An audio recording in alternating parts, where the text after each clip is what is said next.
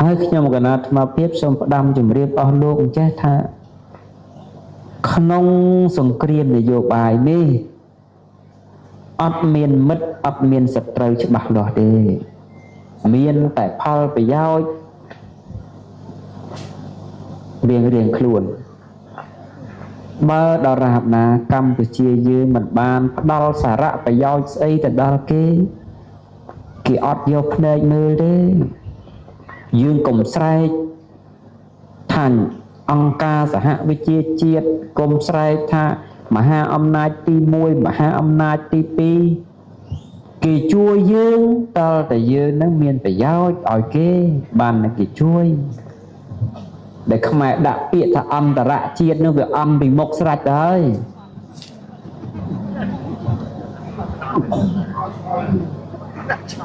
បើយើងមិនខ្លាំងខ្លួនឯងទេបើអត់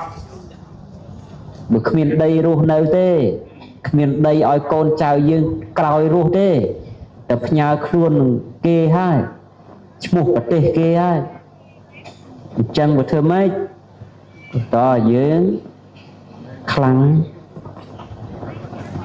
ហើយចង់សងសឹកគេនឹងហ្មងទៅជេរគេទៅដាក់បដាសាគេ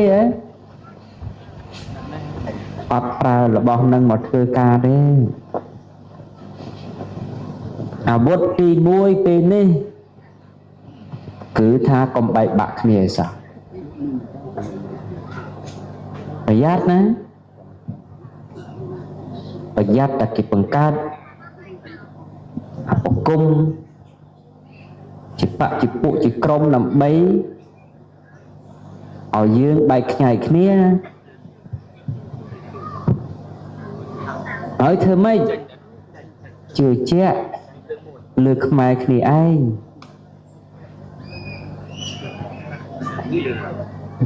យើងគ្រប់គ្នាប្រកាសថាស្រឡាញ់ជាតិស្រឡាញ់ទឹកស្រឡាញ់ដីថ្នាក់ដឹកនាំប្រទេសក៏គេស្រឡាញ់អញ្ចឹងដែរព្រះមហាក្សត្រយើងក៏ព្រះអង្គស្រឡាញ់ជាងយើងទៅទៀតប៉ុន្តែនាវាណាយើងស្គាល់នាវាទេស្គាល់សំពៅទេវាមិនមែនបត់បានដូចកង់ទេយើងធាក់កង់យើងចង់បត់1ម៉ែត្រ2ម៉ែត្រក៏បានដែរ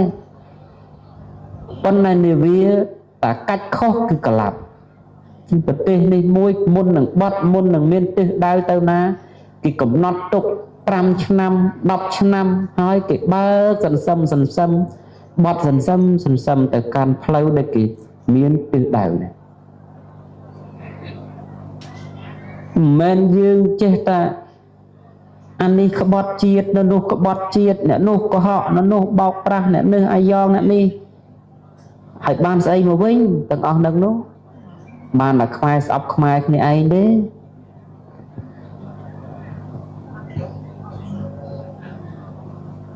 អូខ្មែរយើងវាតិចសច្រើនចំនួនមកបានលើកពាក្យមួយដែលខ្មែរយើងប្រើកាលពីប្រមាណ3ទសវត្សរ៍មុន4ទសវត្សរ៍មុនថាអីខ្លួនខ្មែរក្បាលយួនអីនេះពាក្យអស់នឹងសើតែពាក្យខ្មែរបង្កើតដើម្បីđểសម្លាប់ខ្មែរនេះឯងហើយយើងចេះចោទថាវាជាមនោគម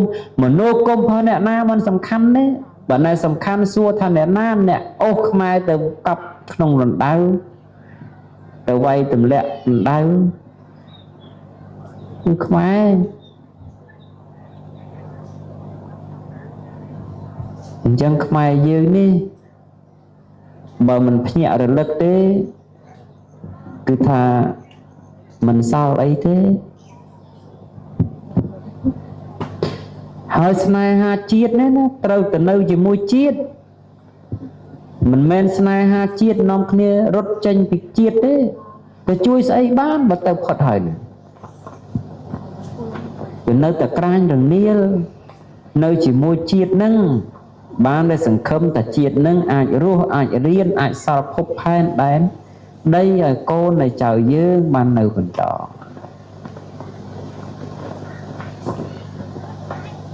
មកខ្មែរចិញ្ចឹមខ្មែររស់ប្រសពថ្ងៃនាំគ្នាមកផ្ដុំនៅតាមពេញប្រមាណលានអ្នកហ្នឹងទៅឲ្យតាមខេត្តនៅទៅតាមផ្លូវក្រុងដេញទួចណា សល់ដីធំណាស់សម្រាប់ប្រជាពលរដ្ឋជាង17លានអ្នកនេះអត់ទាន់ពេញដីទេល្មមឈប់ពញាកណើតទៅ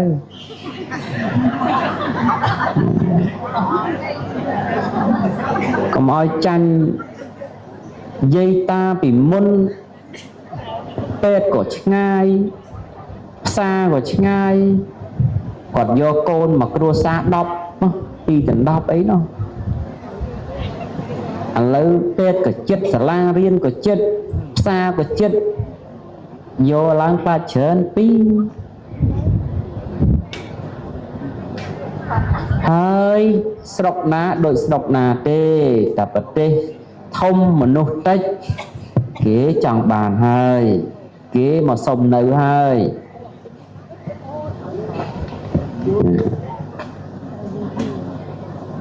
ថាពីដើមអង្គការអី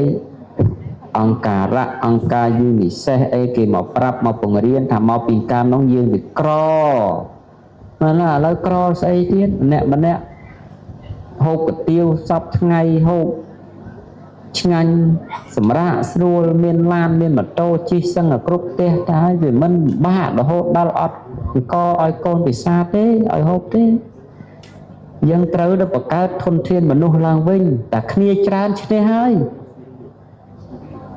ខាងកើតជិត100ខាងកើតដល់100លានណាខាងលិចជាង70លាន80លានណា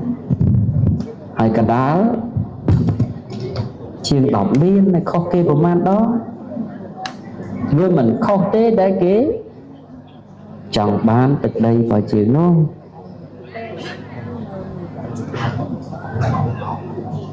ហើយពីណាមិនដឹងទេបើខ្ញុំកណាដើរជុំហើយព្រំដែនប្រទេសកម្ពុជានោះទាំងខាងលិចទាំងខាងកើតទាំងខាងជើងទាំងខាងត្បូងសល់ដីទូលាយច្រើនណាស់ជាពលរដ្ឋខ្មែរមានប្រមាណអ្នកដែលស្គាល់ព្រំដែនខ្លួនឯងអស់ច្បាស់នោះអត់ទាន់ទេហើយរបងដែលសំខាន់មិនមែនរបងលួសទេបើអញ្ចឹងមិនមែនចោលវាកោះផ្ទះបានប្លន់មាសប្លន់ប្រាក់ប្លន់ទ្រព្យសម្បត្តិទេរបងដែលសំខាន់គឺមនុស្ស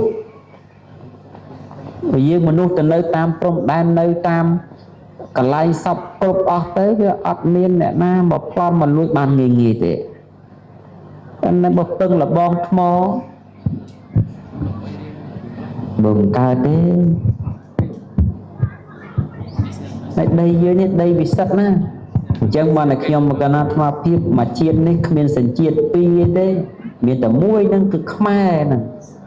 ពូជម្បោវងផៅមកក៏ខ្មែរសុទ្ធដែរអត់មានពូជកាត់ឯណាទេអត់មានកាត់ខ្មែរសុទ្ធណា